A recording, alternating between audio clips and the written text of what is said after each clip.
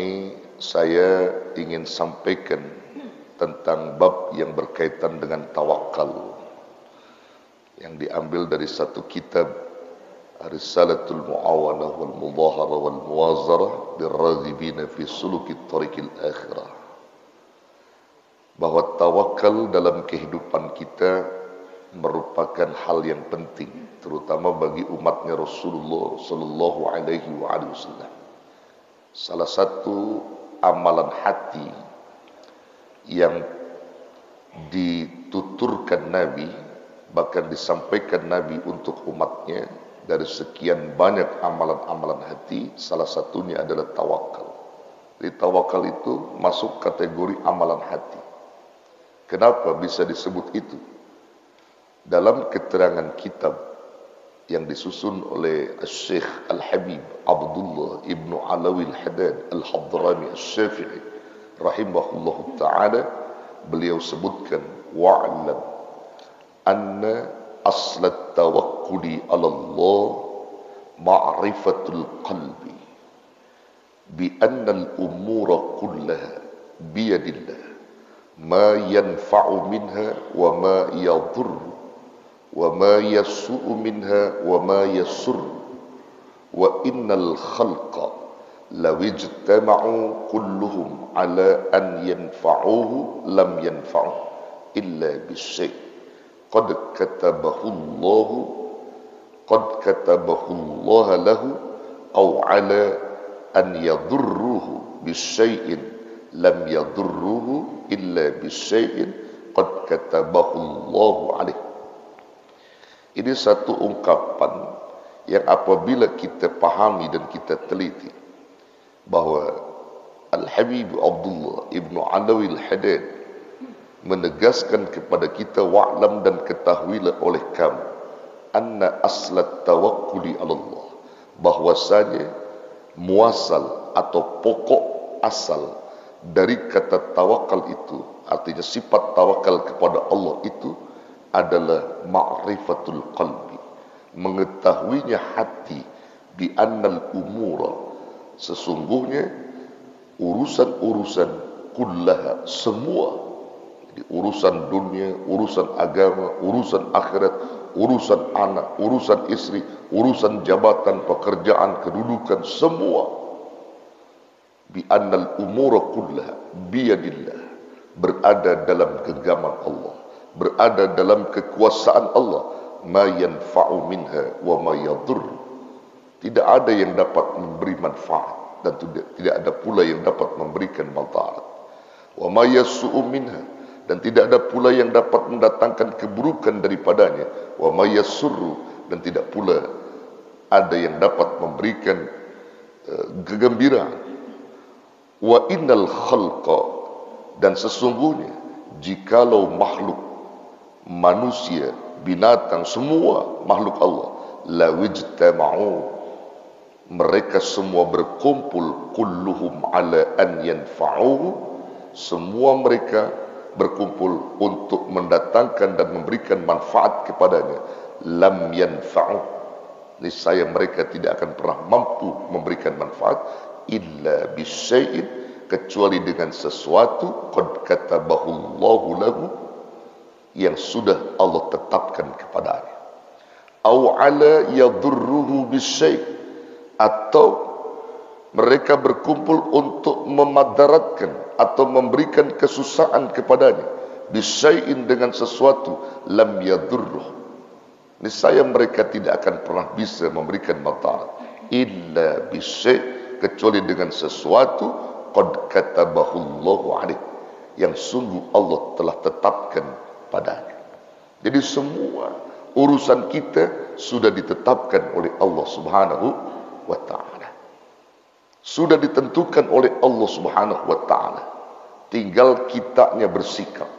Kalau kita bersikap kepada Allah dengan benar, mempasrahkan diri kita kepada Allah dengan benar, setelah doa dan usaha kita lakukan, maka selebihnya Allah yang tentukan. Sehingga semua apa yang menjadi urusan-urusan kita, itu semua sudah diatur oleh Allah Subhanahu wa ta'ala. Kita tidak boleh sombong, Kita tidak boleh angkuh, kita tidak boleh merasa diri kita segalanya. Kita bisa melihat karena Allah yang memperlihatkan. Kita bisa mendengar karena Allah yang memperdengarkan. Kita bisa berbicara karena Allah yang membicarakan diri kita. Kita bisa berpikir karena Allah yang memikirkan kita. Kita bisa melangkah karena Allah yang memberikan langkah kepada kita. Dan semua kita bisa bergerak karena Allah yang menggerakkan kita. Kalau satu ketika dengan kun payakunnya Allah dan Allah murka dengan kita saat kita berjalan, lalu dengan kun payakun Allah, Allah lumpuhkan kita, bisa? Bisa. Kita bisa melihat lalu Allah dengan kun payakunnya dia marah kepada kita, dibutakan kita, bisa? Bisa. Mudah bagi Allah. Maka tawakal adalah satu sifat yang akan memasrahkan diri seorang hamba kepada Allah, karena tidak ada daya dan upaya kecuali karena kekuatan dan pertolongan dari Allah Subhanahu wa ta'ala. La haula wa la quwwata illa billah. Ini kalimat hauqalah yang diucapkan oleh umat Rasulullah bagi orang-orang yang senantiasa bertawakal kepada Allah. Jadi enggak boleh kita sombong, saudara. Enggak boleh kita angkuh, karena semuanya Allah telah berikan kepada kita semua. Mata, penglihatan, semua. Jadi enggak ada yang bisa disombongkan. Karena kita bisa bergerak semua karena pertolongan Allah. Tanpa itu semua kita tidak ada apa-apanya, saudara. Makanya kita mesti banyak berterima kasih kepada Allah Subhanahu wa ta'ala. Nah, saudara, kata tawakal kalau kita ambil dari kata dasarnya itu, kalau fi'lun sulasi mujarradnya itu wakala, artinya berwakil atau menyerahkan suatu urusan kepada Allah. Itu dari fi'il sulasi mujarrad. Namun kalau kita ambil dari wazan tafa'ala yatafa'alu tafa'ulan, maka dia akan berbunyi tawakkala yatawakkalu tawakkulan. Ini artinya memasrahkan sepenuhnya jiwa dan raga seorang hamba kepada Sang Pencipta. Segala urusan-urusan baik dan buruknya, pahit dan manisnya, semua diserahkan pada Allah setelah usaha dan doa dilakukan oleh kita. Karena tawakal itu akan bisa disebut tawakal manakala ada doa dan usaha terlebih dahulu. Tanpa ada doa dan usaha, maka tidak bisa disebut tawakal. Seperti pernah terjadi di masa Rasulullah sallallahu alaihi wasallam, ada seseorang yang datang ke masjid mengendarai onta, lalu ontanya dilepas begitu saja di depan masjid. Nabi bertanya, "Sudahkah kau ikat ontamu?" "Aku telah bertawakal pada Allah ya Rasulullah." Kata Rasul, "Ikat dulu baru tawakal." Maksudnya apa? Usaha dulu baru tawakal. Ini dilepas tawakal, mana usahanya? Gitu. Jadi usaha dulu. Antum pengen menjadi orang soleh, usaha dulu, baru nanti tawakal pada Allah dijadikan kesolehan. Kalau kita mau jadi orang soleh, sholat enggak, puasa enggak, ngaji enggak, pengen jadi apa kamu? Soleh. Nah, sholatnya enggak, puasa enggak, mau jadi soleh, gimana? Kalau yang namanya soleh emang udah soleh, ya? Iya, sudah deh. Jadi tawakal itu ada usaha dan doa dikerjakan, baru kita tawakal. Itu yang benar. Maka tawakal ini sifat utama, saudara, yang enggak boleh ditinggalkan. Ya, enggak boleh kita tinggalkan. Bahkan hukumnya wajib bagi kita. Sampai disebutkan dalam kitab ini, wa 'alaika bitawakkuli 'ala Allah Ta'ala. Wajib atasmu bertawakal kepada Allah Ta'ala. Kenapa? Fa inna man tawakkala 'ala Allah kaffahu wa a'anahu wa tawallahu wa aulahu. Karena sesungguhnya orang yang bertawakal kepada Allah itu kaffahu, Allah akan cukupkan rezekinya kepada dia. Wa a'anahu, dan Allah akan tolong dia, Allah akan bantu dia. Wa tawallahu, dan Allah akan memimpin urusan dia. Wa aulahu, dan Allah akan memberikan nikmat-nikmat kepada dia. Itu orang yang tawakal. Dipimpin Allah, dicukupkan Allah, ditolong Allah, diberi nikmat oleh Allah. Itu orang tawakal. Makanya ayatnya jelas tuh. Apa ayatnya? Wa may yatawakkal 'ala Allah bahwa hasbuh. siapa orang yang bertawakal kepada Allah, maka dia Allah akan cukupkan rezekinya, maka Allah akan cukupkan segala kebutuhannya. Hasbuh. Jadi hasbuh itu maknanya dalam, saudara. Cukup berkah. Ini yang diminta oleh Umar Ibn Khattab dalam kesehariannya. Ya Rab, cukupkan rezekiku, cukupkan segala urusanku, ya Rab. Jadi minta dicukupkan. Umar tidak pernah minta kaya, saudara, tapi Umar minta cukup. Makanya salah satu sahabat Nabi yang apabila ia bergumam menginginkan sesuatu selalu ada, itulah Umar. Karena mintanya cukup, nggak minta kaya. Kalau orang kaya bisa jadi miskin ketika harta habis, tapi kalau orang dicukupkan Allah, selalu ada. Itu yang disebut dengan barakah, ziyadatul khair wa ta'ah. Cukup, berkah diberikan oleh Allah Subhanahu wa ta'ala. Kalau bahasa anak sekarang, hasbu itu hidup pas-pasan. Itu hasbu, saudara. Hidup pas-pasan. Pas mau beli mobil, ada duitnya. Pas mau bangun rumah, ada duitnya. Pas mau nikah lagi, ada jodohnya. Jodohnya dulu, duitnya entar. Loh, kalau duitnya ada, jodohnya enggak, bagaimana? Gitu. Nah, ini Ustaz Nunung nih ya. Ya, ada jodohnya, duitnya ada, jodohnya enggak, gimana? Iya. Nah, jadi saudara, itu penting bagi kita. Ya, pas-pasan aja hidup mah. Jangan minta kaya, jangan minta, pas-pasan aja, berkah. Ya, itu yang membebaskan tanah Palestina itu siapa, saudara? Yang membebaskan tanah Palestina sekarang dihuni oleh orang-orang Palestina, Sayyidina Umar, saudara. Pada masa kepemimpinan beliau beli berhektar-hektar tanah itu yang kelak nanti akan ditempatkan oleh umat Rasulullah Sallallahu Alaihi Wasallam, tanah ini, dan dimanfaatkan oleh umat Islam dari warga Palestina. Itu punya umat Islam, saudara. Dibeli oleh Umar ratusan miliar, hektaran itu, ribuan hektar itu oleh Umar. Orang Palestina itu bukan punya Israel. Israel itu menjajah, saudara. Yang menjajah tanah Palestina dari umat Muslim. Ya, jangan salah prediksi, saudara. Karena Israel itu, mereka itu selalu mempropaganda, saudara, pikiran-pikiran umat dunia itu dipropaganda seolah-olah Palestina yang keliru, seolah-olah dia yang benar. Bahkan Hamas itu sebagai tentara teroris segala macam. Tidak, saudara. Hamas itu akidahnya Ahlus Sunnah wal Jamaah, sama dengan kita. Fikihnya bermadzhab Syafi'i, fikihnya Syafi'i, tariqahnya Imam As-Sadili. Itu Hamas. Dan tidak bisa dia terjun ke lapangan untuk menembak atau berjihad kalau belum hafal Quran 30 juz.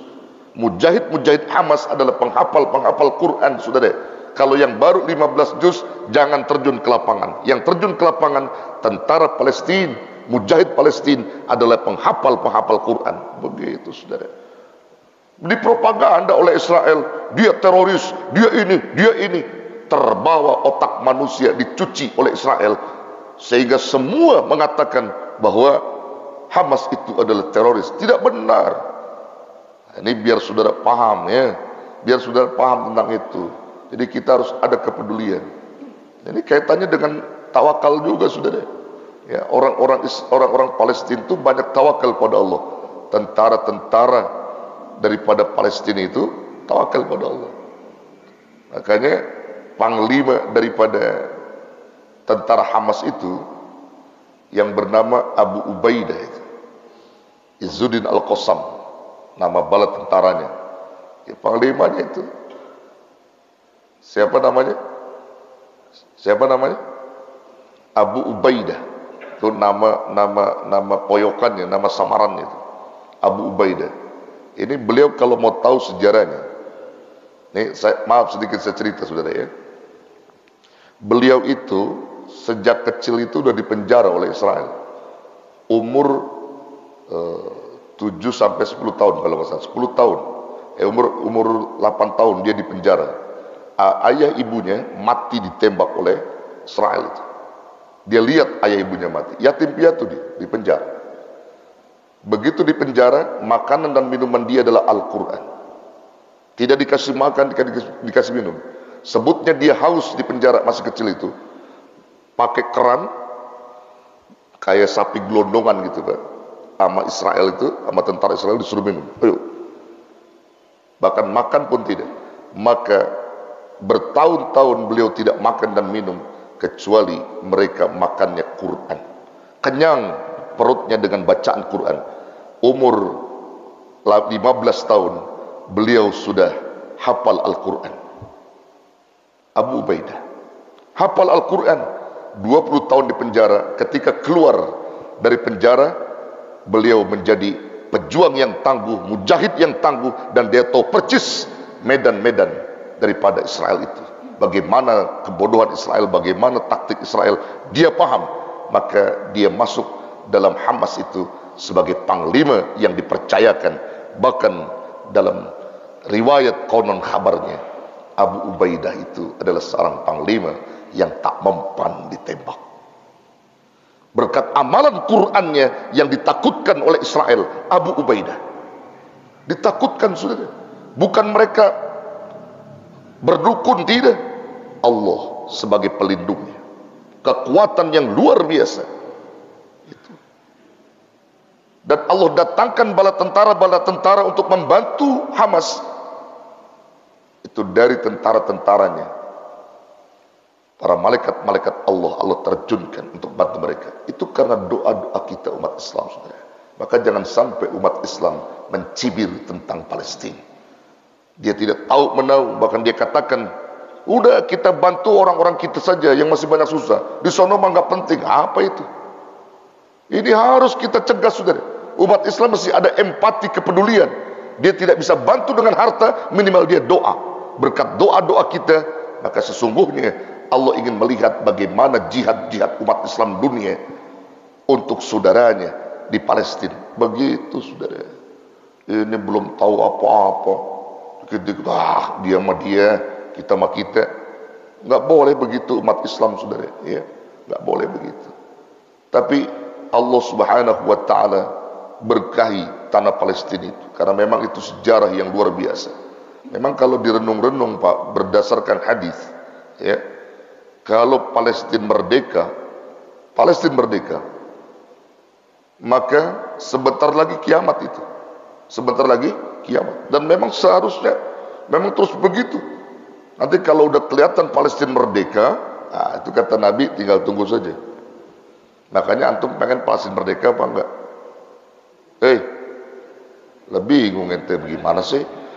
Ya, kalau merdeka kiamat, kiai zaman kiamat takut. Ya, kiamat itu udah urusan Allah. Jadi makanya anak tanya mantum, hadis Nabi sahih, kalau Palestina merdeka dan benar-benar merdeka, salah satunya kiamat akan terjadi, kata Nabi. Nah, sekarang pertanyaan saya, kira-kira antum nih pengen Palestina merdeka apa enggak? Pengennya takut amat ente. Harus benar-benar urusan kiamat mau urusan Allah, betul? Yang penting kita selamatkan saudara-saudara kita doa begitu. Ini penting buat kita. Itu karena piciknya kita takut dengan kiamat. Kenapa harus takutkan? Karena kiamat itu pasti terjadi, saudara, ya. Kiamat pasti terjadi. Kenapa harus takutkan? Nah, di sini kembali, saudara. Mereka semua adalah orang-orang yang bertawakal kepada Allah. Mereka meyakinkan bahwa Allah adalah Tuhan yang dapat membantu dan menolongnya. Gak ada yang dapat membantu kekuatan kecuali dengan kekuatan Allah Subhanahu wa Ta'ala. Begitu, saudara. Lalu bagaimana tawakal ini ditekankan oleh Rasulullah SAW, ditekankan oleh Allah? Apa yang ada di dalamnya? Wa tawakkulu min samarati sidqit tauhid. Dan tawakal itu merupakan buah kebenaran tauhid. Jadi tawakal itu merupakan buah kebenaran tauhid. Jadi orang-orang yang tauhidnya benar, tawakalnya mesti benar. Tawakal itu adalah bagian daripada ketauhidan seseorang. Wasabatihi fil qalbi. Dan bahkan mantapnya tauhid itu fil qalbi, di dalam hati. Itu orang tawakal. Wastilaihi alaih, dan menguasai hatinya dalam tauhid itu. Itu orang-orang tawakal. Mantap hatinya dan juga benar tauhidnya. Kenapa tidak? Karena dia tahu Allah Subhanahu wa Ta'ala segalanya. Kalau dia mau berlindungnya pada Allah, bukan berlindung pada harta, jabatan, kedudukan, bukan. Berlindung pada kedudukan hancur, saudara. Berlindung pada harta hancur. Udah banyak contoh-contohnya. Fir'aun merasa dirinya Tuhan dan dia segalanya. Dia berlindung di balik jabatannya, bahwa dia tidak akan pernah bisa diruntuhkan. Tapi akhirnya Allah tenggelamkan dia di Laut Merah karena sombongnya. Dia berlindung dengan jabatan, hancur, saudara. Qarun berlindung dengan hartanya, yang dia merasa bahwa harta itu adalah miliknya, bukan milik Tuhan Musa, bukan milik Allah. Dia kaya karena jerih payahnya. Dia berlindung dengan hartanya, hancur. Allah benamkan hartanya, dan Allah timpakan adab dan bencana karena kesombongan. Berikut harta-hartanya ditenggelamkan oleh Allah, dibenamkan oleh Allah. Sampai sekarang tuh, kalau ada harta terpendam yang kita gali, namanya harta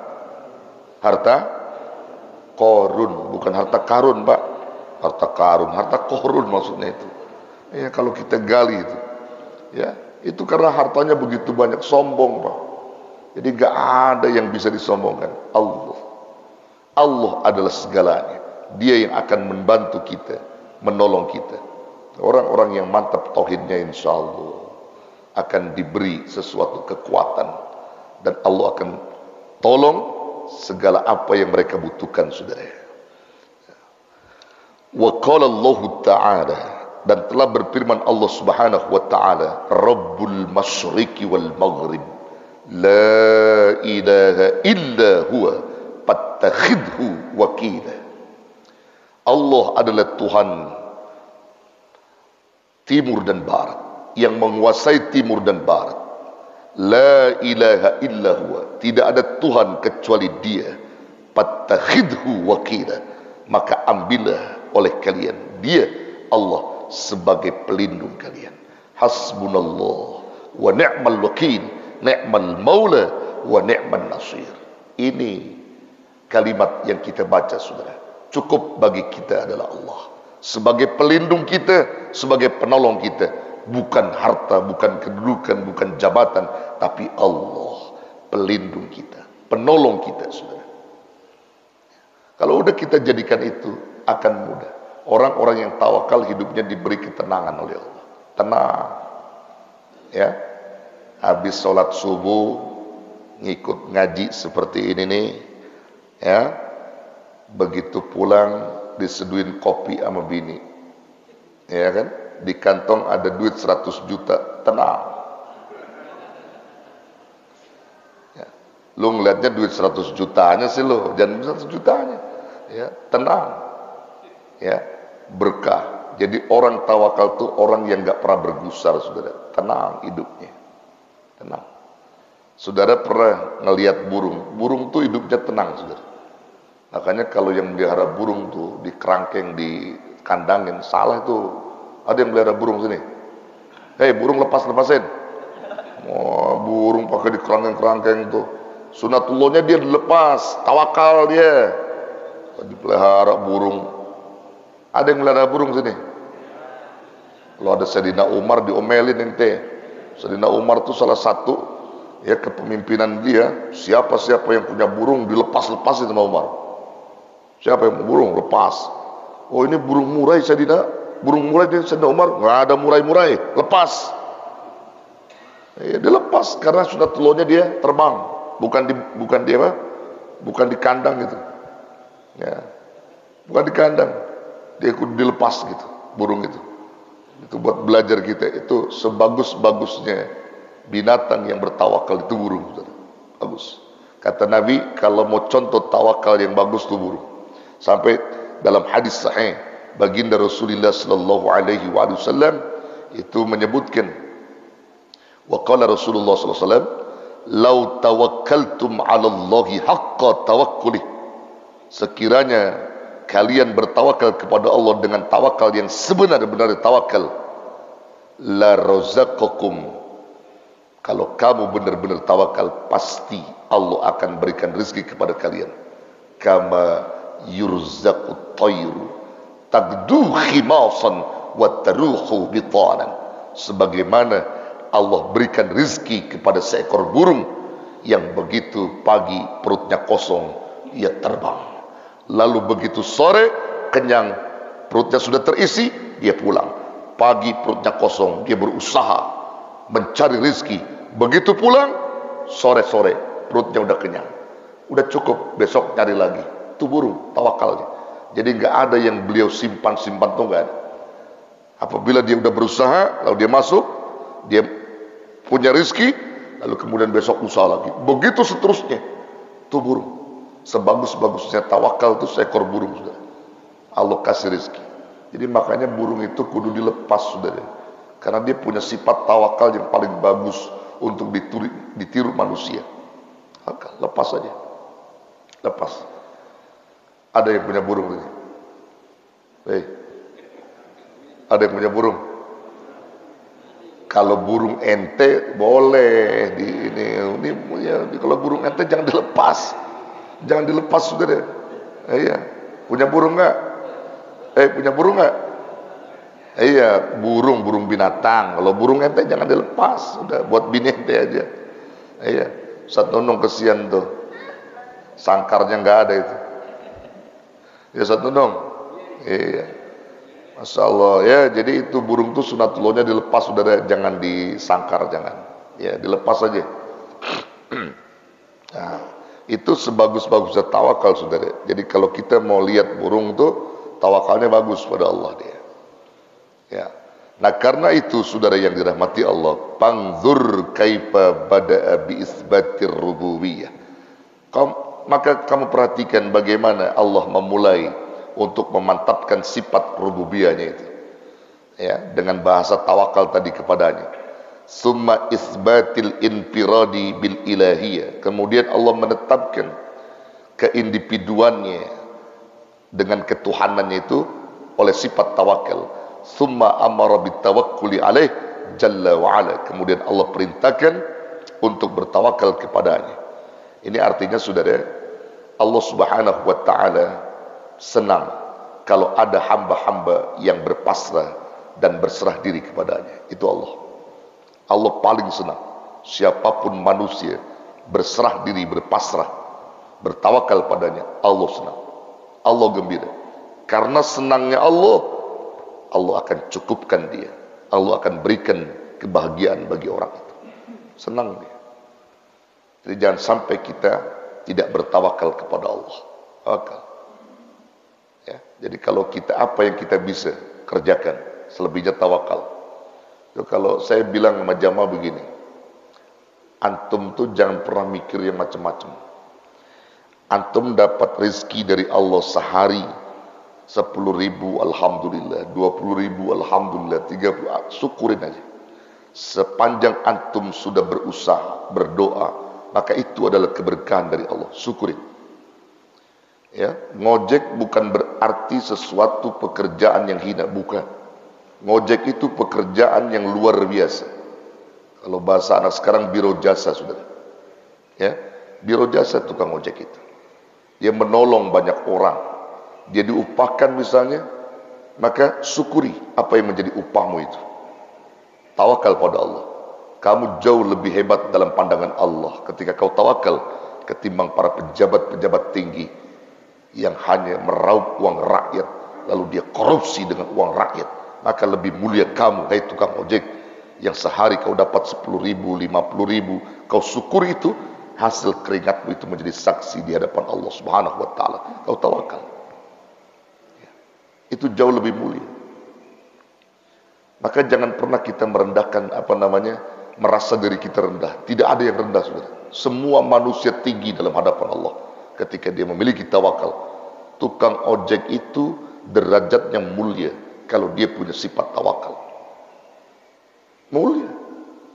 Begitu dia ngojek pagi, kemudian zuhur, mendengar adzan berkumandang, lalu dia istirahat, dia pergi ke masjid. Dia mampir ke masjid, cakep tukang ojek. Ya, asar mampir ke masjid, cakep tukang ojek. Ini kadang-kadang ngojek pagi, zuhur lewat, asar lewat. Ada yang begitu? Weh, ada yang begitu tukang ojek? Ah, ini gak ada tawakal tukang ojek yang macam begitu. Kalau tukang ojek yang tawakal, ingat sama Allah. Dia ingat sama Allah, itu akan jadi keberkahan buat dia, saudara. Masya Allah. Ya, makanya kita bersyukur.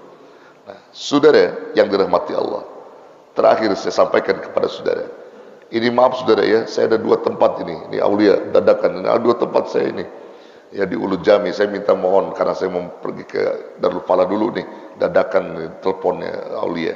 Tadi baru saya kemari. Saya akan sampaikan ini saudara ya, orang-orang tawakal itu akan bisa tercermin tawakalnya dengan benar apabila terlihat dari sholatnya saudara. Kalau dia sholatnya benar, maka tawakalnya juga bakal benar. Cermin sholat yang ada pada diri seorang yang tawakal tadi itu akan bercermin pada 4 huruf dalam sholat itu. Kata sholat itu ada 4 huruf saudara. Sholatun, sholatun, huruf shod, lam, alif, ta. Itu punya makna dalam hidup. Punya makna dalam hidup. Kalau orang sholatnya benar, insya Allah huruf dalam sholat itu akan terbawa. Apa? Kata para ulama, orang yang sholatnya benar, maka dia akan memiliki karakter huruf-huruf sholat itu. Yang pertama huruf shod. Shod dalam kata sholat itu diartikan oleh para ulama adalah sidqul qawli wa sidqul amali. Orang yang sholatnya benar adalah orang yang ucapannya benar. Ucapannya benar kalau udah sholatnya benar. Sidqul qawli wa sidqul amali, amalnya juga benar. Itu cermin Pak, orang tawakal sama Allah. Sholatnya benar karena Allah, ucapannya benar, nggak pernah nyakitin orang, nggak pernah gibahin orang, nggak pernah fitnahin orang, karena sholatnya benar saudara. Tapi kita temukan banyak orang yang rajin sholat, tapi ngomongin orangnya juga rajin. Ada yang begitu? Fitnahin orang rajin, benci orang rajin, mulutnya dia nggak bisa kontrol. Katanya rajin sholat, tapi ribut sama tetangga setiap hari, ngomong kebun binatang setiap hari. Sholatnya rajin, mesti dipertanyakan kata ulama di situ. Sidqul qaul, tidak ada bekas. Istri yang bagus sholatnya, maka perkataannya kudu bagus sama suaminya. Agak pernah bentak-bentak laki itu bini yang benar-benar sholatnya. Dia nggak pernah kalau ribut kebun binatang keluar dari mulutnya. Nggak. Kalau bini yang sholatnya benar, insya Allah kaulnya, ucapannya kudu benar. Nggak ada lakinya disebut kebo sama dia, nggak ada. Nggak ada lakinya disebut kambing sama dia, nggak ada. Kalau lagi marah, dia tetap menjaga kaulnya. Perkataannya dia jaga. Kalaupun dia marah dengan suaminya, tidaklah keluar kata-kata kecuali zikrullah, kalimat istighfar, kalimat tasbih yang keluar. Itu orang sholat saudara. Cerminnya tuh. Ada nggak tuh perempuan tuh kalau di rumah ngomel sama kita, ngomongnya kebun binatang, ada nggak? Ada nggak? Tuh yang jawab ibu-ibu, nggak ada. Jangan saudara, nih ibu-ibu nih tolong ya, jangan. Kalau ibu-ibu pengajian sih insya Allah ngerti dah. Iya jangan. Begitu juga laki nih, kalau benar-benar sholatnya dia jaga mulutnya. Kalau ngomong sama perempuan, sama istri itu nggak pernah jahat Pak, nggak pernah dia ngomong apa, kotorin mulutnya itu. Dia ngomong binatang kepada istrinya nggak pernah. Dia ngomong bagus sama istri, walaupun dia marah sama istrinya misalnya, tapi keluar dari mulutnya itu adalah zikrullah. Tuh suami yang benar sholatnya. Misalnya dia tidak dienakin sama bininya, begitu pulang dia pengennya kan ada kopi, ada air. Ini bininya tidur mulu tidur. Ya, dia bilang sama bininya, "Ma, ayah mau ngopi." Malas, seduh kopi sendiri. Nggak marah tuh laki yang begitu. Dia banyak istighfar, astagfirullahaladzim, Allahumma salli ala Sayyidina Muhammad wa ala ali Sayyidina Muhammad. Adem tuh, nyeduh sendiri itu laki. Walaupun bidinya nggak mau diseduh. Dia mohon nama Allah, ya Rabb, emang aku sudah dijodohkan kepada dia oleh Engkau. Aku terima ya Rabb perangai istriku yang macam begitu. Kepada siapa aku mengadu kalau bukan kepada Engkau ya Rabb? Man, kalau ini terjadi berbulan-bulan ya Rabb, pusing kepala saya ya Rabb. Pusing. Maka carikan solusi ya Rabb yang terbaik. Carikan solusi. Maka di situ nanti ada solusinya, Pak. Solusinya ada nanti. Kata Allah, tambahin bini lu. Suruh tambahin sama Allah. Baru dia hilang tuh. Ya baru dia hilang. Maka jadi bini jangan kasar sama laki ya, jangan. Jangan. Insyaallah. Laki yang bagus ngomongnya bagus, Pak. Insyaallah. Enggak pernah dia sumpah serapah, enggak. Tuh, ini cermin salat ya, sidqul qaul, sidqul amal. Cakep. Yang kedua huruf apa? Huruf lam, Saudara. Huruf lam dalam salat itu adalah layyinul qalbi, lembut hatinya. Kalau orang salatnya benar tuh orang yang lembut hatinya, mau diatur, Pak. Orang salat tuh mau diatur, mau dengerin nasihat, insyaallah. Kagak dengki sama orang, enggak hasud sama orang, enggak pernah tuh dendam sama orang. Orang yang rajin salatnya benar tuh, orang yang salatnya benar enggak dendam, Pak. Layyinul qalbi, ingat tuh, lembut hatinya. Itu dari huruf salat kata ulama. Masuk yang ketiga, huruf apa? Alif, amanah. Orang salat adalah orang yang amanah, yang bisa jaga amanah Allah. Titipan-titipan Allah dia jaga, titipan orang dia jaga. Dia adalah orang amanah. Kenapa? Karena salatnya benar, Saudara. Makanya kalau nitipin sendal sama orang salatnya benar, aman tuh sendal. Aman, Saudara. Dia nggak pernah curi sendal orang. Aman. Kenapa? Karena dia amanah dan dia sholatnya rajin, bahkan dia benar sholatnya. Orang yang rajin sholat tadi, yang benar-benar sholatnya, nggak pernah motongin hak-hak orang, nggak. Takut. Motongin tuh amplop kiai, nggak. Orang yang sholatnya benar, nggak. Kiai dapat amplop 2 juta, dititipin sama dia. Dia potong 1 juta. Ada yang begitu? Ada yang begitu? Bukan di sini, bukan. Ada, Saudara. Iya. Ini saya cerita dikit ya. Ya, saya cerita dikit.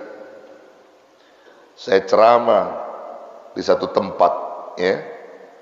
Ujrohnya 2 juta. Ujroh saya waktu ceramah itu. Saya nggak pernah target, Pak. Yang ketua panitianya bilang, Kiai, alhamdulillah, maaf Kiai ya, nggak seberapa saya berikan Kiai. Kiai datang aja udah alhamdulillah begitu ya. Ya cuman 2 Kiai, alhamdulillah berkah. Mudah-mudahan nanti kalau Kiai kembali lagi, kita akan sukseskan semua kegiatan-kegiatan yang mungkin ujroh Kiai melebihi dari itu. Saya melongo aja, 2 juta dari mana, orang 1 juta, 2 juta. 2 juta, mas saya kagak ngomong aja, Pak. Saya kagak mau jelekin aib orang, nggak mau. Ya, bilangnya 2 juta, yang saya terima 1 juta. Berarti kan motong hak kiai itu. Ya. Motong hak kiai 1 juta. Jadi kalau yang begitu tuh nggak amanah. Orang begitu jangan dipilih pemimpin, Pak. Gak bakal amanah dia. Amplop kiai pakai dipotong juga. Ada yang lebih parah. Ada yang lebih parah, Pak. Ya, lebih parah lagi.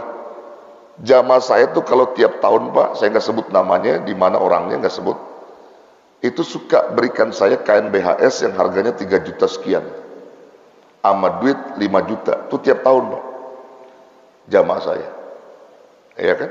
Begitu dia datang ke rumah, saya kagak ada, orang rumah juga nggak ada, kebetulan saya lagi ada di Bogor, dia telepon, saya bilang nggak ada, dia titip, Pak, sama salah satu jamaah. Begitu dititip, nyampe amanahnya. Saya buka, lebih BHS dari gajah duduk. Berubah jadi gajah duduk, Pak.